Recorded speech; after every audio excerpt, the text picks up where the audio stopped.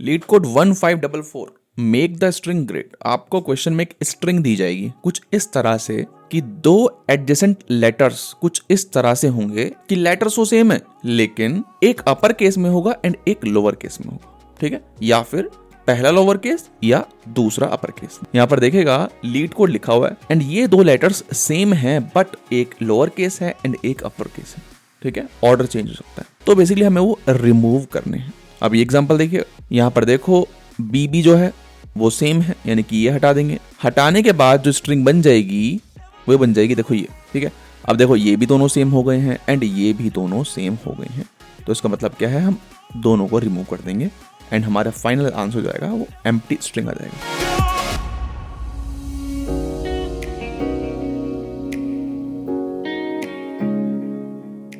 अब देखिए अगर क्वेश्चन में CCBB आता है, इसका क्या करना है, कुछ नहीं करना है। एडजेसेंट लेटर्स तो सेम है लेकिन इनका केस भी सेम है, दोनों ही लोअर केस में है। तो एडजेसेंट लेटर्स सेम होने चाहिए एंड एक अपर केस में एंड एक लोअर केस में होना चाहिए। अच्छा, क्वेश्चन तो समझ में आ गया है लेकिन करें कैसे। अब देखिए जब मैं L पे हूंगा, ऑब्वियस सी बात है, हाँ लूप लगा रहे हैं, ठीक है, एक एक करके लेटर हम देख रहे हैं। जैसे मैं E पे आऊंगा तो मेरे को क्या पता कि अगला लेटर कौन सा है, समझ रहे हैं बात। या फिर देखेगा यहाँ पे तो पता चल रहा है कि दोनों लेटर सेम है लेकिन इसमें देखिए, चलिए मैंने मान लिया ये दोनों लेटर सेम है, हमें पता भी चल रहा है I+1 करके देख लिया मैंने, लेकिन यार ये पुराना A और ये वाला A मिलकर हमारी कंडीशन सेटिस्फाई कर रहे हैं, ये तो पता ही नहीं चल पाएगा। समझ रहे बात को। तो एक काम कर लेते हैं ना, एक स्टैक बना लेते हैं। जैसे ही एक नया लेटर हम देखेंगे तो टॉप से चेक करेंगे क्या टॉप में हमारा same letter with different case तो नहीं है। अगर है तो उसको पॉप करा दो,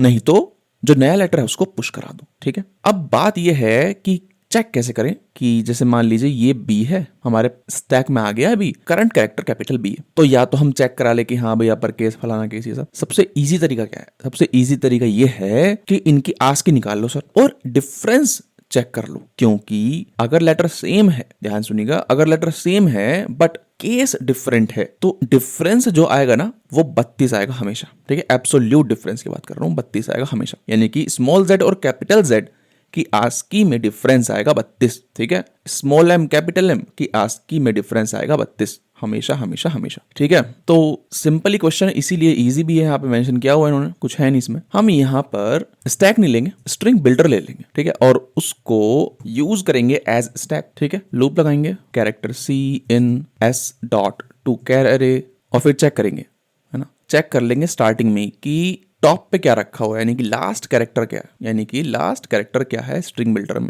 है ना। तो उसको मैं पीक बोल दे रहा हूँ, ठीक है। अगर स्ट्रिंग बिल्डर की लेंथ क्या है, ग्रेटर देन 0 है, तो मैं लास्ट कैरेक्टर निकाल रहा हूँ, नहीं तो उसमें 1 डाल रहा हूँ, कुछ भी डाल सकते हो आप, ठीक है, क्योंकि 1 क्या है, फालतू कैरेक्टर है, क्योंकि हमेशा lower case and upper case character ही होंगे हमारी इनपुट स्ट्रिंग में, ठीक है ना। तो यहाँ पे कुछ भी डाल सकते हो।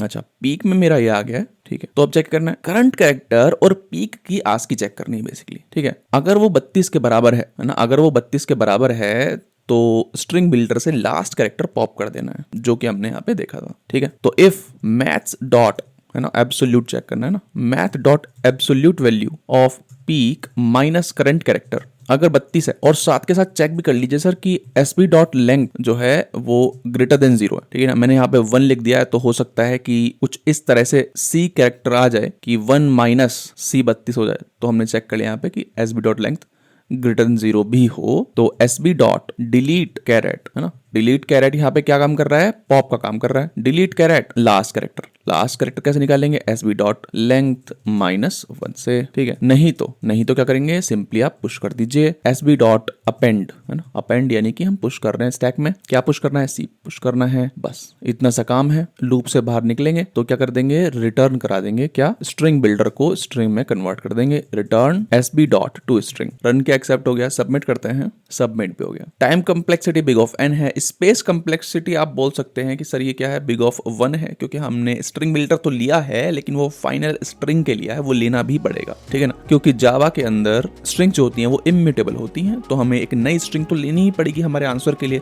तो time complexity big of n है and space complexity big of 1 है।